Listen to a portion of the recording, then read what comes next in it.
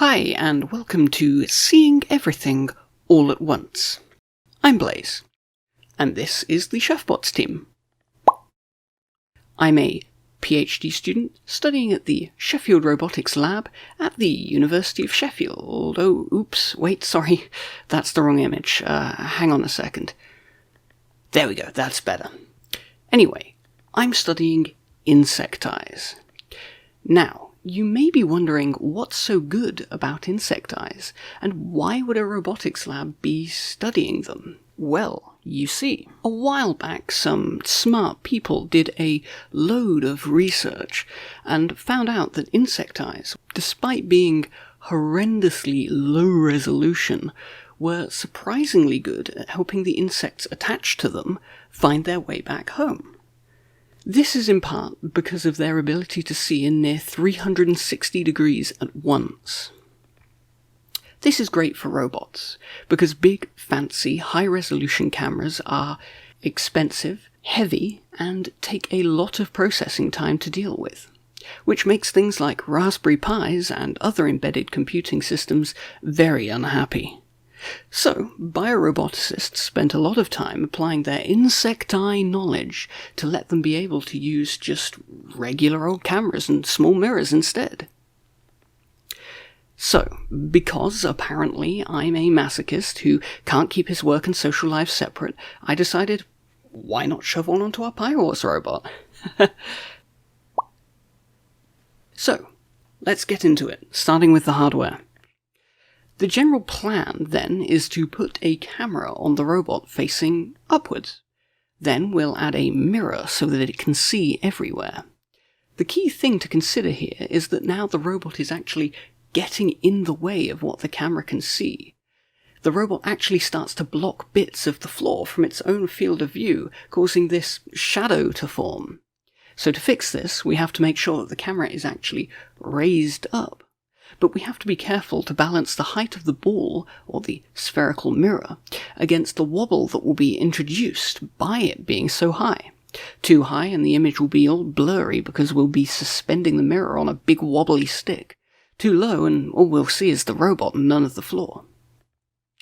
So the approach I took to putting this together was to first model the camera in this case a PiCam 2, and the reflective sphere, in this case a 20mm ball bearing, in Fusion 360. Then I mapped out the minimum field of view of the camera, and ensured that the sphere was always within it. I found it useful to map the maximum deflection angle.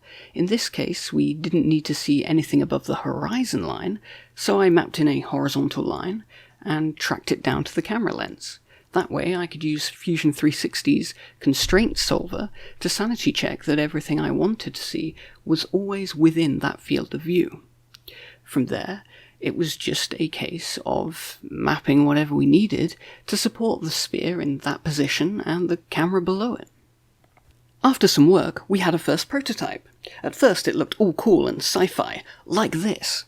Later it looked more practical and usable, like this.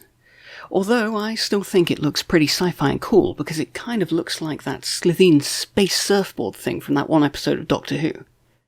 Anyway, we made this change so that we could use metal to stop it wobbling, but in the end it actually didn't matter, so it ended up looking like this. And now, the software. Okay, so currently, the camera takes photos like this, right? That's the mirror, and in it you can see the room. But remember, we wanted to take the photos that looked like this. Now, to do this, we have to take this section of the image and unwrap it into something a little more like this. To do this, I designed and built a piece of software. It's entirely configurable to any configuration of spherical reflector and 360-degree viewing angle. It lets you load in a sample image, and then configure where on the image the horizon line is, using this reticule doohickey. Remember, because the image is going to be wrapped from that sphere there, the outer edge of that circle we're placing is actually going to be the horizon in our de-warped image, so the reticule edge there will become a horizontal line spanning the entire distance of the field of view. All the while, there's this little preview window that shows us what the de-warped image will look like. It's important to make sure everything that's supposed to be horizontal actually is horizontal.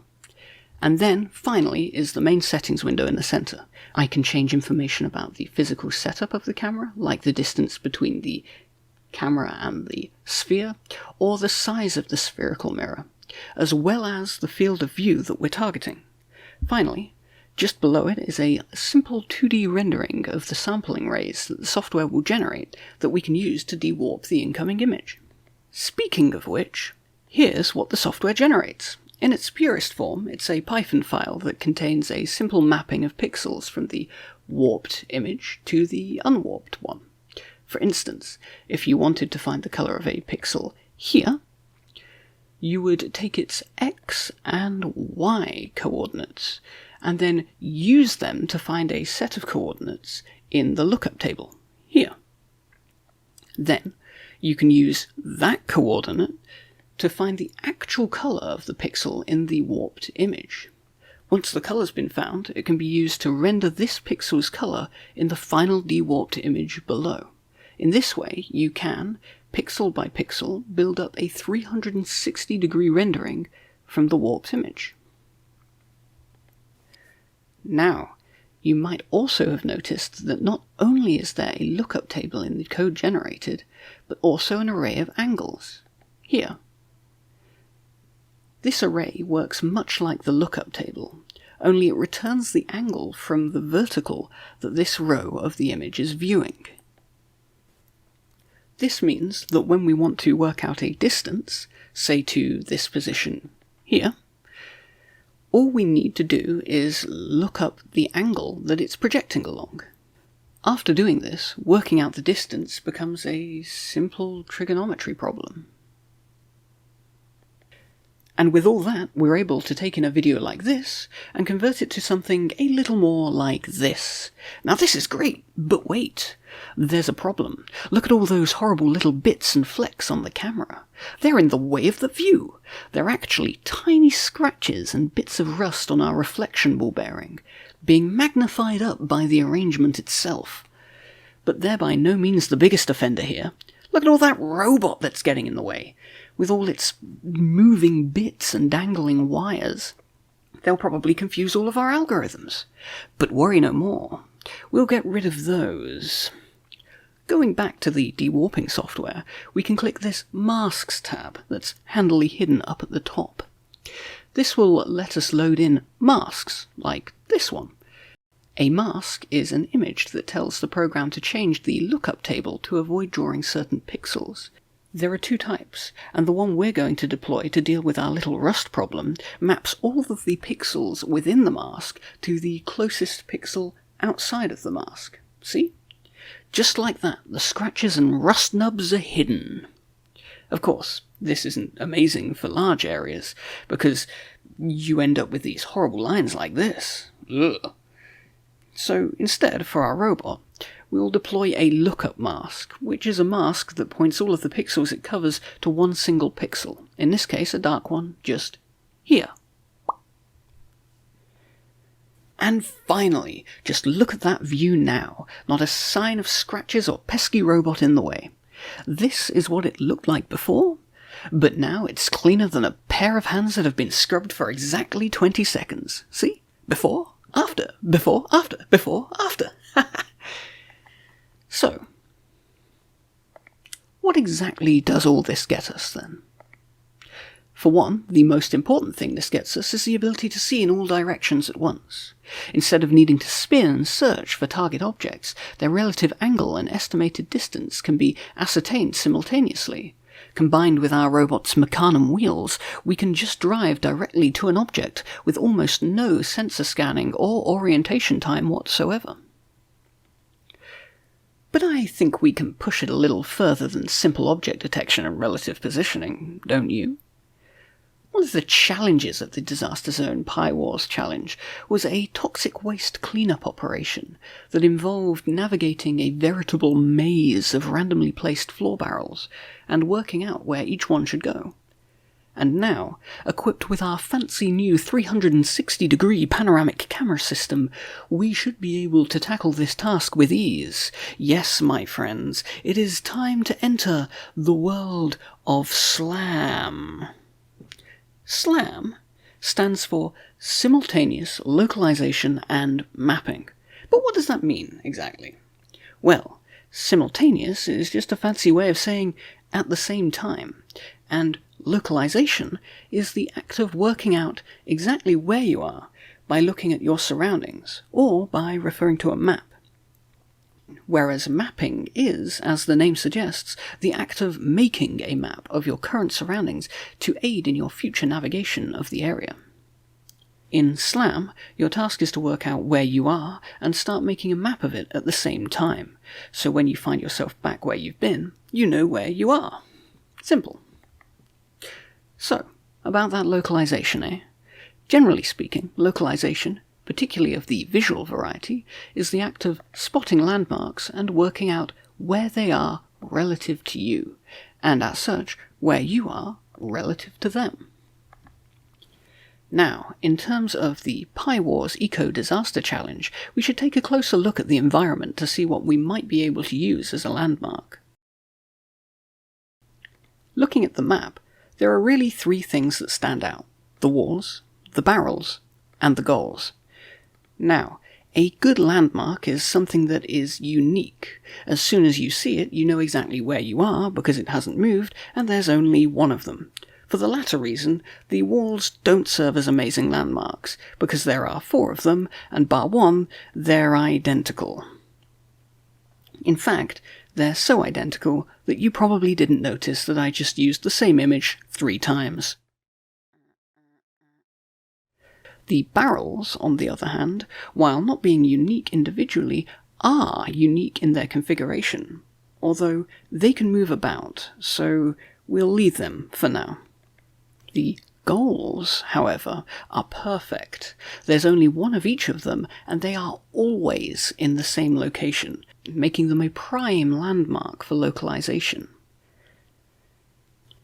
Looking at the panoramic images our camera would capture, you can clearly see the blue and yellow goals moving in the distance. Once that's fed through our image dewarper, we get a clear view of them as they move around on the horizon.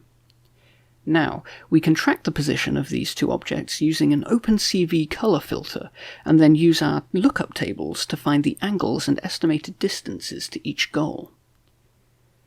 And, of course, because we know the position of each of these goals, as well as the distance to an angle to each of them, we can work out our robot's position by drawing lines on a map from each goal to where the robot should be, given that it can see them there. Finally, we can take the average of these 2 positions to find an approximate position of the robot. But let's take this one step further. Remember the barrels? The barrels we have to move about, and as such, we have to know where they are in the arena. The barrels that we said we didn't really want to use as a basis for SLAM because they might be knocked over? Well, we're going to use the barrels. The main difference between using the barrels and the goals as landmarks is that we don't know the configuration of the barrels before navigating them, so we can't do that sneaky line drawing trick because we have nowhere to draw the lines from. In other words, we have no map of the arena. Instead, we're going to have to take a guess at what the map looks like based on what we can actually currently see and what we've seen before. That's right, we're finally on the mapping section of this description of SLAM. So, initially we assume nothing. Our robot is alone in a cold vacuum of nothingness. Then we bust out our trusty panoramic camera and scan for barrels. Remember, these will form the landmarks by which we will begin to build our map. Now that we've found some barrels, we can use their heading and estimated distance to mark them on our map. At this point, we're feeling moderately confident of at least a bit of our surroundings, so we can move around some. Once again, we crack out our camera and do a scan of our surroundings for barrels, mapping them in, and wait, that doesn't look right. Some of those barrels are on top of each other. Of course, The problem is that the robot's moved and we don't really know where. It could be here, or here, or even here. The only way to find out where the robot actually is to essentially try every position it could be, until you find a position that lines up with everything else that you know. At this point, you know where you are, and you can add the new barrels to the map. From there, it's just a case of rinse and repeat until you have a map of the entire area. At the implementation level, I actually achieved this at fast speeds by using OpenCV's filter functions. By marking the positions of the barrels on one large black and white bitmap, I could then form a filter, or convolution if you're hip, kernel, and convolve it over the map to generate a distribution of probable locations for the robot. Doing it this way had a few benefits. For one, it was much faster than doing it in raw Python, and for extra speed I could convolve over only the region around the robot.